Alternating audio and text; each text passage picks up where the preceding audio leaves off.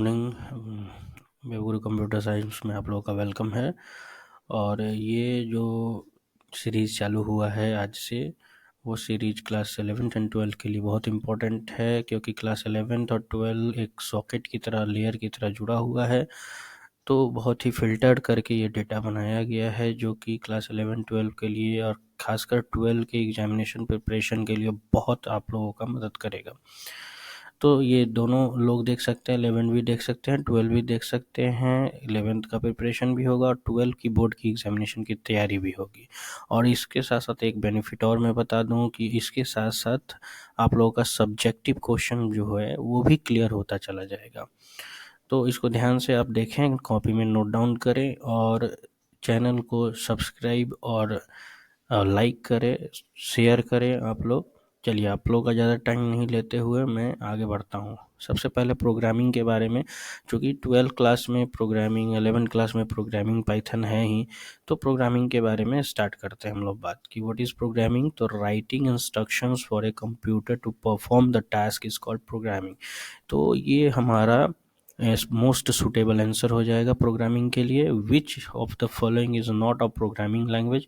कौन सा इसमें प्रोग्रामिंग लैंग्वेज नहीं है? तो इसमें HTML is not a type of programming language. What does a compiler do in A programming? Compiler क्या काम करता है? तो ट्रांसलेट करता है कोड को इनटू मशीन कोड में, तभी तो अंडरस्टैंड कर पाएगा मशीन, और मशीन फिर आउटपुट देगा। Which of the following is the high level programming language? High level programming language किसको कहते हैं? तो हाई लेवल प्रोग्रामिंग हमारे पास Python is a high level programming language है। लो लेवल बोला जाए तो लो लेवल में हमारा बाइनरी है, मशीन कोड है, ये हम लोग असेंबली लेवल बोला जाएगा तो असेंबलर होता है, तो असेंबली लेवल ये हो जाएगा प्रोग्रामिंग लैंग्वेज। तो इसलिए high level is a Python is a high level programming language. What is the purpose of N algorithm in programming? बहुत मोस्ट इंपॉर्टेंट क्वेश्चन है।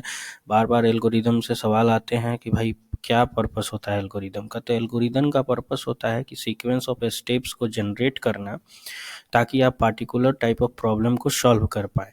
तो to define a sequence of step to solve a particular type of problem, so that is called algorithm.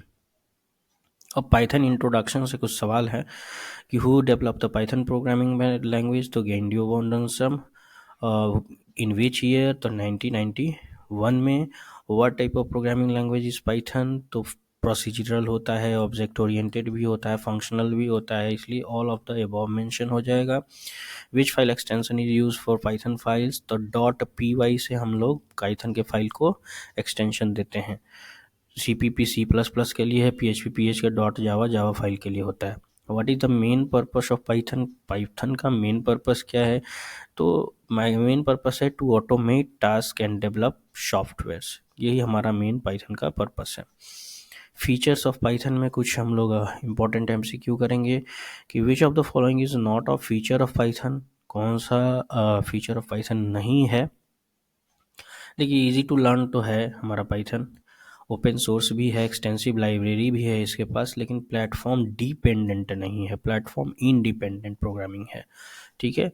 What does it mean that Python is interpreted language? क्योंकि ये line by line coding को execute करता है, इस वजह से code is translated line by line during the execution, because it is usage interpreter. ठीक है, तो ये हमारा मोस्ट सुटेबल आंसर हो गया। Python is an example of क्या?